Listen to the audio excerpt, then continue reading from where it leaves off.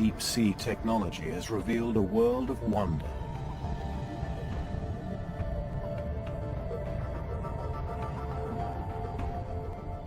A world where exotic creatures thrive in extreme conditions, where life should not exist.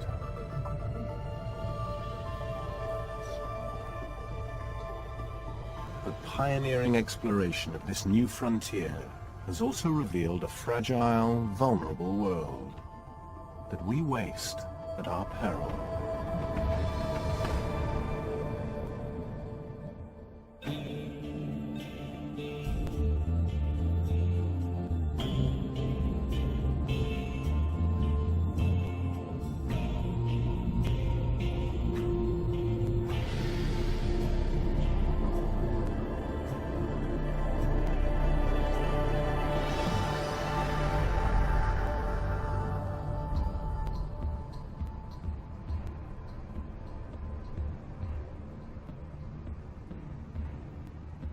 This is a voyage into one of the most remote and inhospitable places on the planet.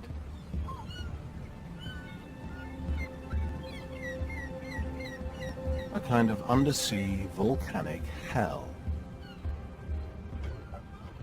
Biologist Verena Tunnicliffe is one of the few to venture below the waves to the so-called Pacific Rim of Fire.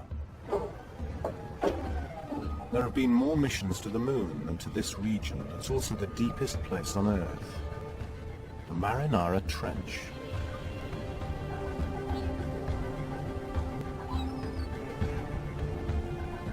The mission set out from the island of Guam, another product of volcanic activity that continues to boil away in a different part of the Pacific, kilometers under the surface. We targeted the subsea volcanoes along the Mariana Volcanic Arc. And I think the most amazing thing that we came back with was that everything was new. We've seen a lot, my buddies and I, going out to sea, and it was like going to sea for the first time again.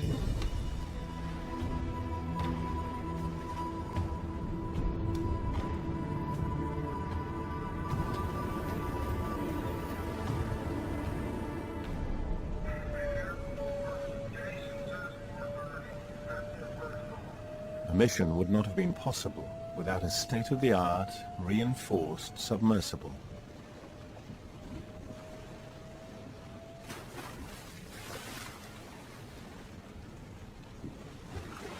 It would have to withstand pressures that would crush an ordinary submarine, yet still be able to deploy sensors and cameras controlled from the mothership, floating kilometers above.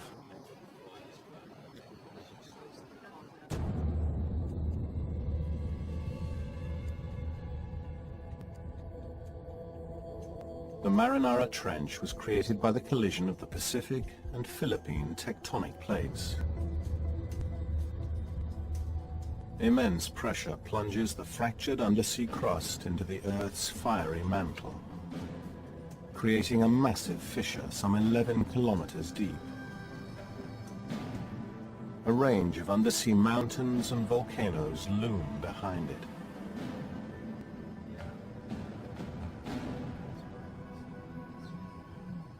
The peak of one of the tallest seamounts towers just 400 meters below the waves.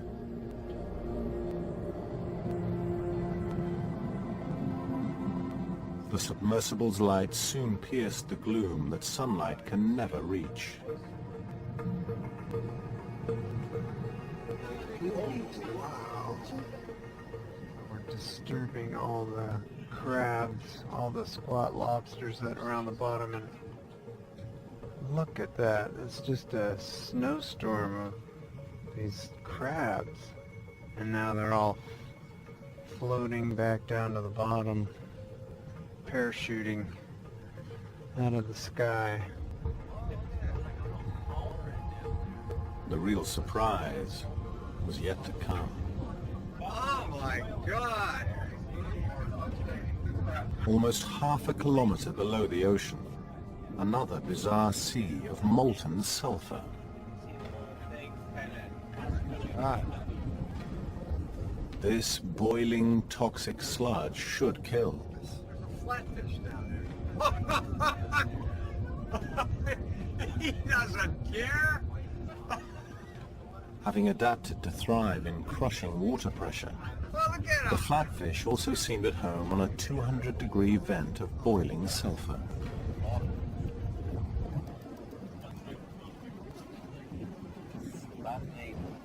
Oh look, you've got liquid dripping all around it. You nailed it. Look at that. That seemed pretty solid, didn't it? A crab waded into the molten sulfur. Let's have a look. Poor guy. Is he going to make it? He deserves a medal. Wow. That dude is tough. It's hard to imagine a more inhospitable place. Yet the searing, sulfuric seabed was buzzing with life. You realize the bottom is absolutely covered by these little flatfish, and they're just flapping all over. It's like little butterflies all over the bottom. The secret of what sustained a thriving community was soon revealed.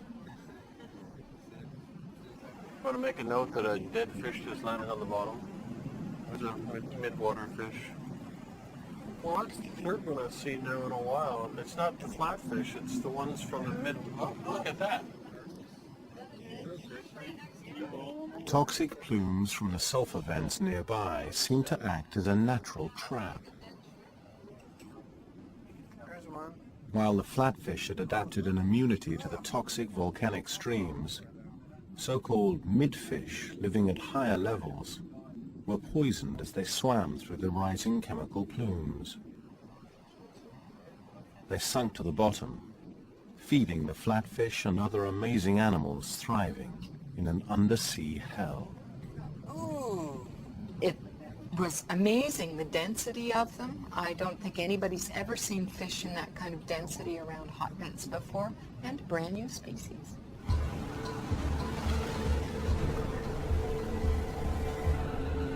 The researchers surfaced with new species to add to a census of marine life. It's a list that's growing longer as deeper, more remote crannies of the ocean floor are explored. Elasmus represents the most primitive living balanomorph. But that's not what this guy is.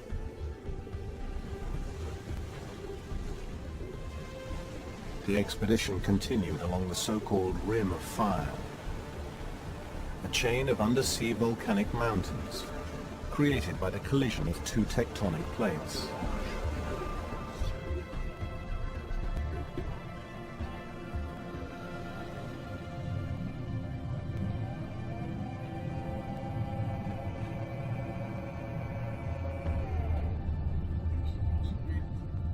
The buckled, warped edges of these colliding segments of the Earth's crust sustain a stunning array of creatures, kilometers deep.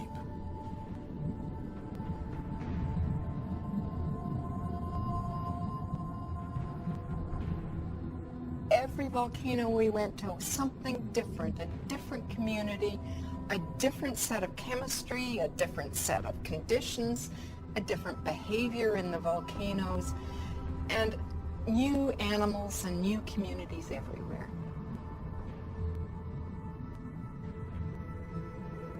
It wasn't just the amazing variety of sea life that the science team wanted to explore.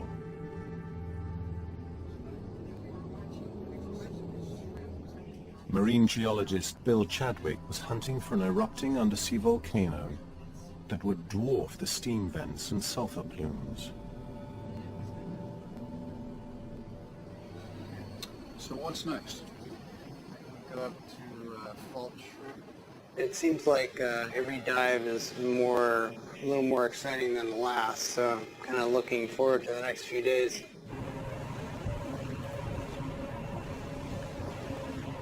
Much like a deep-sea fishing expedition, the scientists waited, hoping to hook a monster. Yeah, well, once you know the scale of that, yeah. We're over the summit going down, and we started seeing the edge of this giant plume.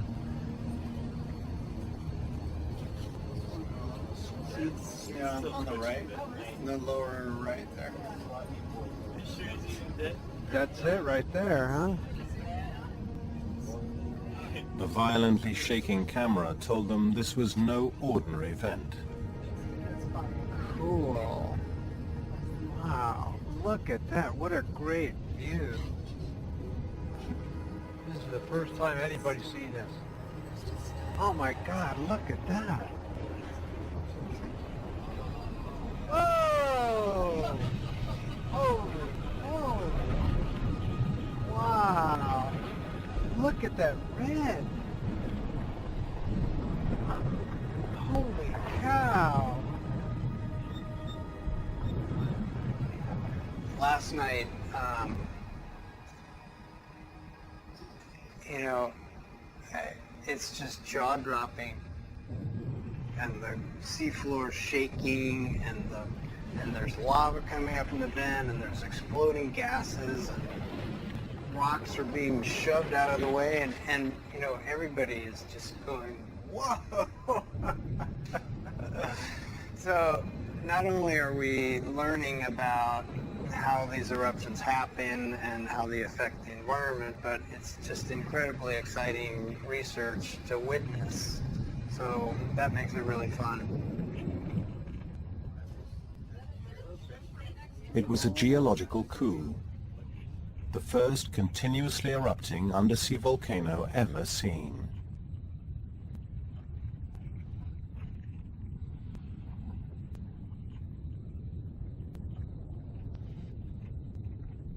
Biologists were also treated to a new discovery.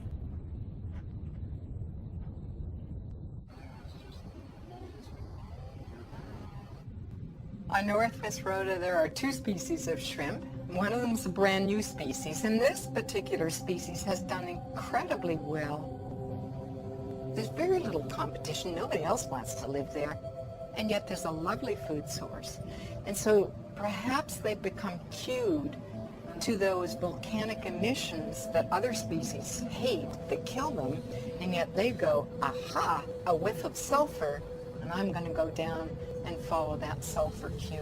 Oh, got a few in there. There's a nice big fat one on that rock there.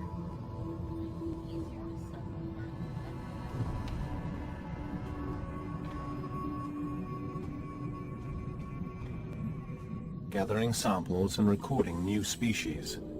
Such expeditions are shedding new light on a relatively unknown world. Undersea mountain ranges may play a vital role in supporting marine life.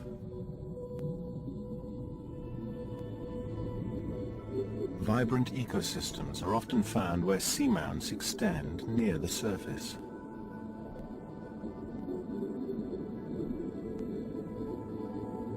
Nutrient-rich waters rise up the slopes to support everything from coral reefs to teeming schools of fish. It's a process that's still poorly understood.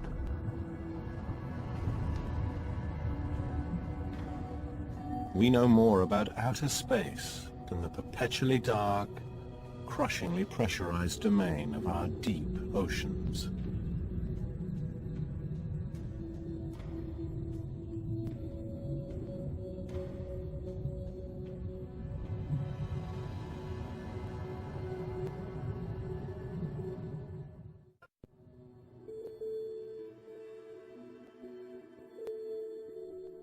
Alexander the Great is said to have used an inverted glass jar to dive the Mediterranean in the 4th century BC.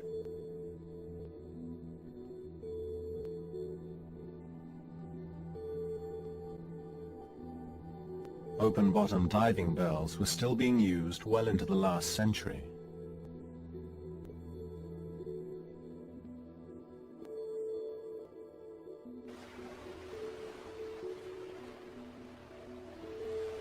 The pioneering invention known as the bathysphere appeared in 1920. In 1934, The 2.5-ton steel ball was lowered to a depth of 923 meters. Those inside returned with fantastic reports of creatures that glowed with their own light. People were skeptical. In 1960, a more advanced submersible carried Don Walsh and Jacques Picard 11 kilometers below the sea,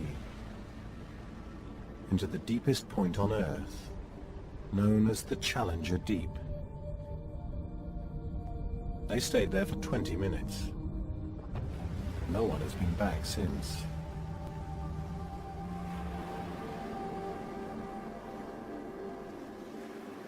That remoteness, that inaccessibility has served to protect the ocean from a great many forms of human perturbation. And it means also that we seldom appreciate how significant it is in the ecology of the whole planet. And it's home to the largest animal communities on Earth, largest in terms of number of individuals, largest in terms of number of species, largest in terms of biomass. Most of the animals on this planet live in the deep sea. Scientist Bruce Robeson has been studying deep-sea fish since the 1970s.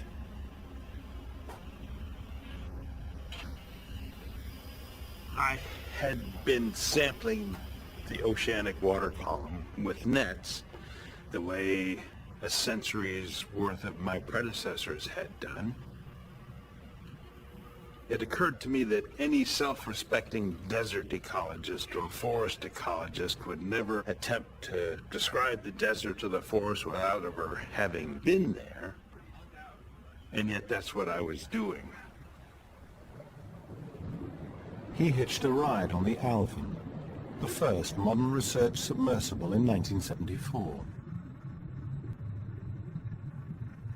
The dive itself was a benthic dive. We were working on the seafloor, but in order to get there, you have to pass through the water column. And I kept turning on the lights, and the pilot would say, "Turn those things off.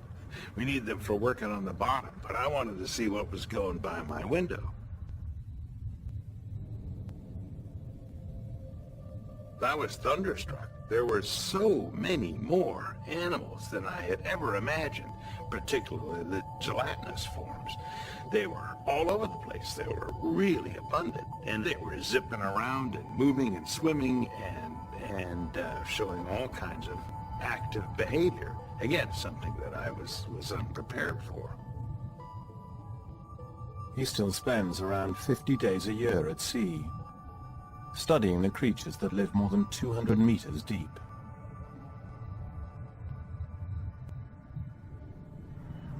As I used to say to my students, there's only so much you can learn from a dead fish. There's a great deal more to be learned by entering the habitat, seeing the animals in their natural environment.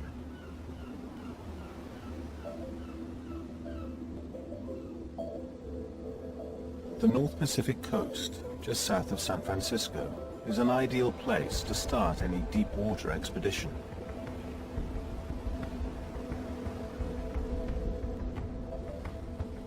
The ocean floor plunges down from the shoreline. Marine life also flourishes along the coast that's part of a protected reserve.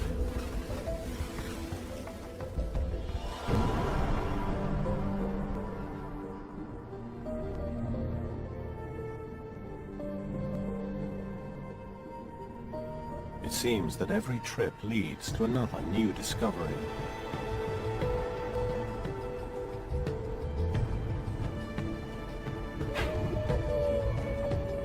Compared to the early iron spheres and submersibles first used to probe the deep, modern-day explorers have state-of-the-art diving and imaging technology at their fingertips.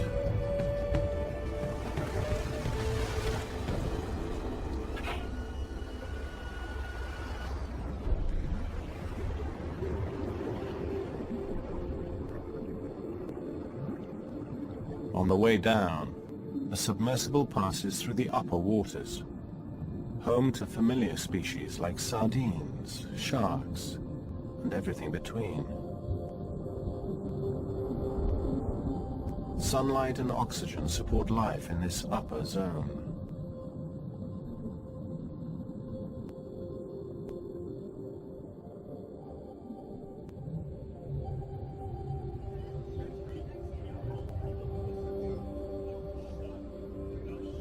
At a depth of around 200 meters, the mesopelagic, or mid-water zone, begins.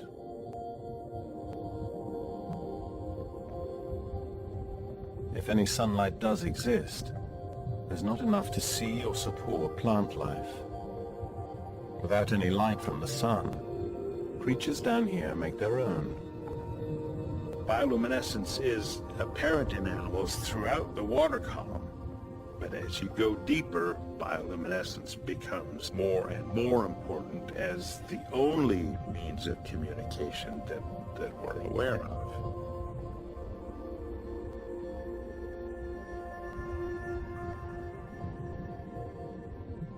The few creatures that can't produce their own bioluminescence harness bacteria that do.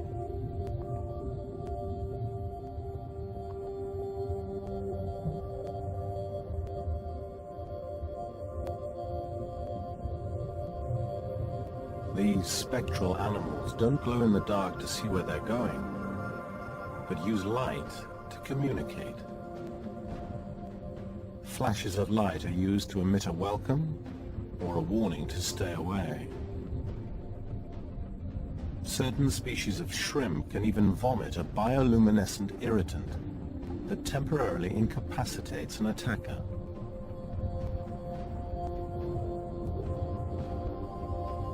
My colleague Edie Witter says that, looked at objectively, bioluminescence is the most important communication form on Earth, and I'm sure she's right because of the vast numbers of plants and animals that create light in order to communicate with one another, to avoid predation, to attract prey, and for all kinds of other interactions.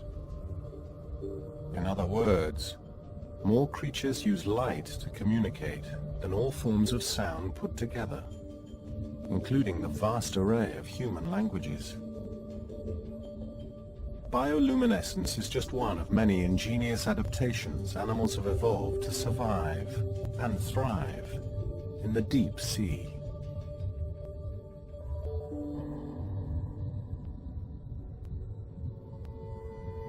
Some 600 meters down, the capture of specimens like this vampire squid helps researchers make sense of a world that's still relatively unexplored.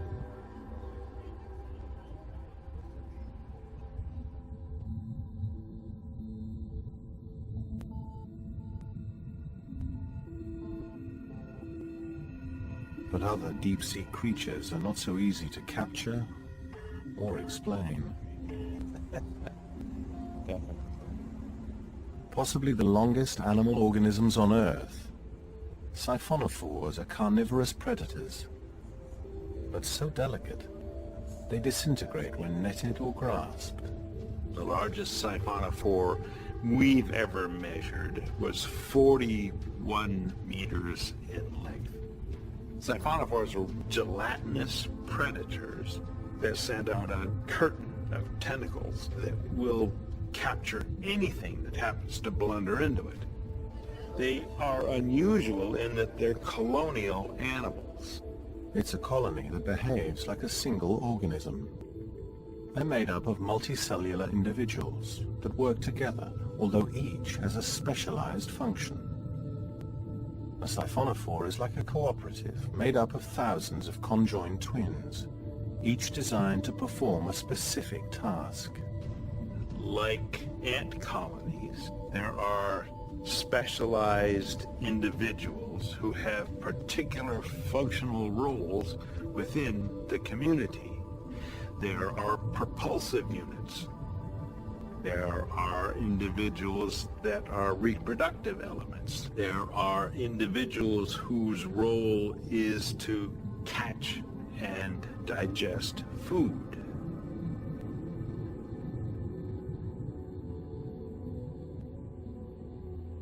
Nothing like it can be found on land. Experts can't decide how to classify it. Do you treat it as a colony? Do you treat it as an individual? Or do you think of it as some sort of superorganism, which is often the fallback position? Well, it's special. It's not like anything else. We'll call it a superorganism and leave it at that. Other creatures that live alongside these superorganisms have also evolved superadaptations to protect themselves from lethal stings and to feed off those that can't. Macropina is a little fish that we have known about for a great many years from net-caught specimens. When we first came across one, we were astonished to see that there was a transparent shield over the top of its head. Every specimen that I'd seen was drawn without transparent shield. We were well aware that they had tubular eyes that looked upward, and it always puzzled me that they seemed not to be able to include their mouth in the field of view of their upward-looking eyes. And how can you feed effectively if you can't see what you're eating? Well, as soon as we began to observe these animals in their natural habitat, everything came clear. And we've been able to determine that the eyes are capable of rotating from their upward-looking position to a forward-looking position. And these animals probably swim along beneath large siphonophores. When it sees something in the tentacles, it rotates the body and the mouth upwards, grabs the food, rotates the body back down, and proceeds down the linear smorgasbord of food that the siphonophore provides. The transparent shield protects them from the stinging cells in the tentacles of the siphonophore that they're swiping food from. The paradox of how that fish could see to eat was suddenly resolved by the fact that we could enter its habitat and watch it firsthand. We have been able to bring 2 specimens of Macropina alive to the surface to confirm the observations that we've made with the ROV. It's important to be able to make measurements in the lab that confirm what you see in the ocean, and vice versa. If you do laboratory experiments, it's very important to be able to confirm your results in the natural habitat. But not today. It seems the Macropina is also far too evolved to fall for a human trap. Deep-sea expeditions have revealed a magnificent array of animal adaptations, and they've probably only scratched the surface.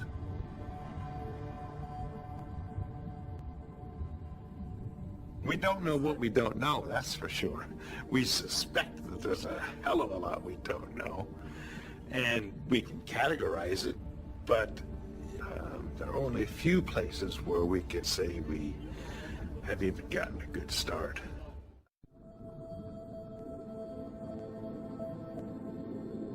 Until recently, deep-sea fish were out of reach of commercial fishermen.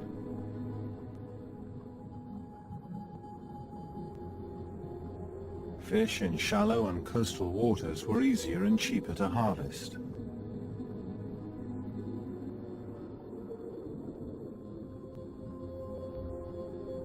But when these fish became scarce, trawlers looking to make up the shortfall steered a course for deeper waters.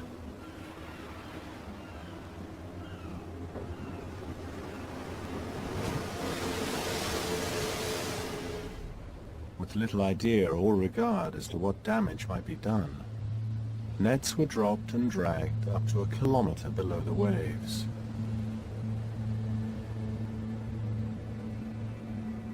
on the seamounts off New Zealand, deep-sea fishermen struck gold, or orange, to be exact. Science had known about orange roughies since the late 1800s, but basically they lived undisturbed for many millennia until the mid-1970s when they discovered orange roughy in New Zealand waters on the East Chatham Rise. The orange roughy was an excellent commercial catch. Its mild white meat stayed firm when thawed after freezing, and there were no restrictions or quotas.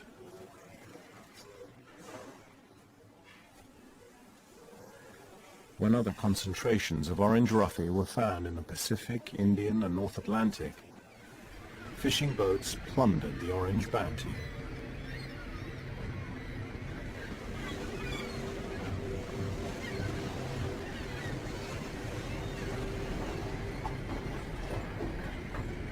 So many were caught that supply exceeded demand. Tons of orange roughy were dumped into landfills.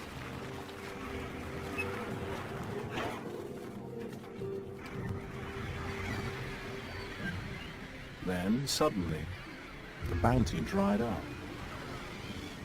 Catch rates plummeted faster than anyone expected. Smaller economies like New Zealand looked to protect valuable roughy fisheries by setting quotas.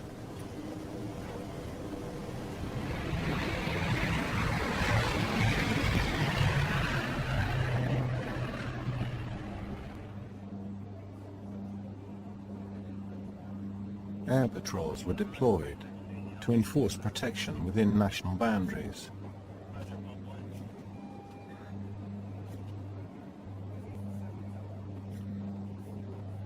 Despite moves to regulate orange roughy fishing, numbers continued to plunge towards collapse. All of a sudden, those who plundered the orange roughy without regard for potential consequences wanted to know more.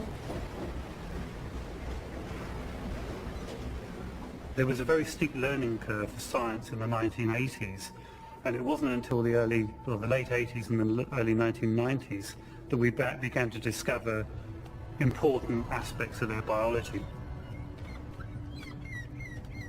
Profits had been more important than regard or respect for marine biology.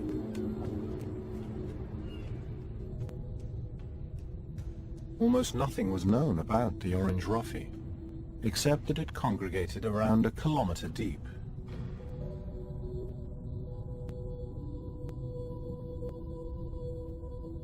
Quotas were based on what was known about fast-growing, shallow water species. It was a devastating assumption. The average adult orange roughy turned out to be much, much older than anyone expected. So the way we actually age them is to use bones in their body, and the bones in their body they're like trees, and trees have growth rings, and fish bones will actually do the same thing. And so we can use it to measure how old they are. The bones that we choose to take are the ones from their inner ear, which sit just behind the brain. And we take them out, and then we section them, and then we actually have to put them under a microscope to see the rings. Okay, so what do we got here? This is one of the Cordella ones. We started looking at the ear bones in the late 1980s, and that came in and showed them to live to 100 years or more. And that actually generated a lot of controversy when it first happened. 47's a faint one, 48, 49, 50, and possibly a 51st one right on the Fishes often live 20, 30 years, but the idea of a fish living to 100 years was unheard of at the time. Fish that had lived for 100 years disappeared overnight. The orange roughy was being killed off much faster than it could reproduce. Other fish with shorter lifespans might have been able to survive the slaughter, natural reproduction replacing those lost to the nets.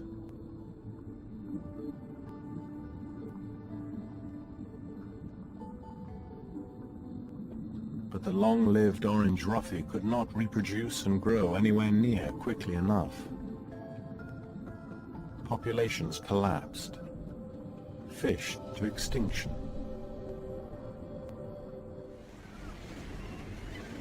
By the time quotas and bans were introduced, many orange roughy populations had already disappeared.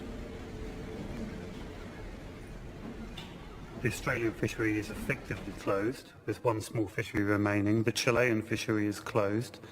The EU are planning to close, I understand, planning to close their orange roughy fishing from next year. The Namibian fishery has been reduced to a low level. So the New Zealand fishery is continuing, and in a way it was the first, and it looks as though it may well be the last remaining substantial orange roughy fishery. New Zealand has closed fishing grounds and drastically reduced quotas in the hope of stopping and even reversing the damage. But many believe it's too little, too late.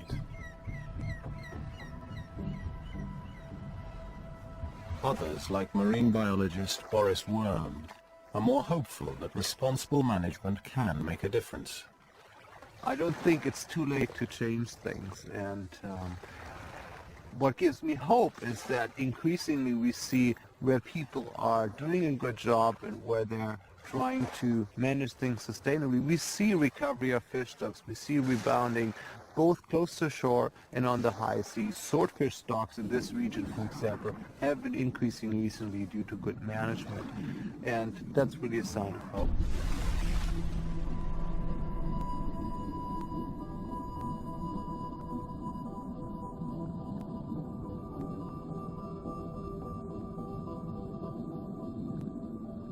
But he's also predicted that the ocean could be fished out by the middle of this century if existing stocks are not protected.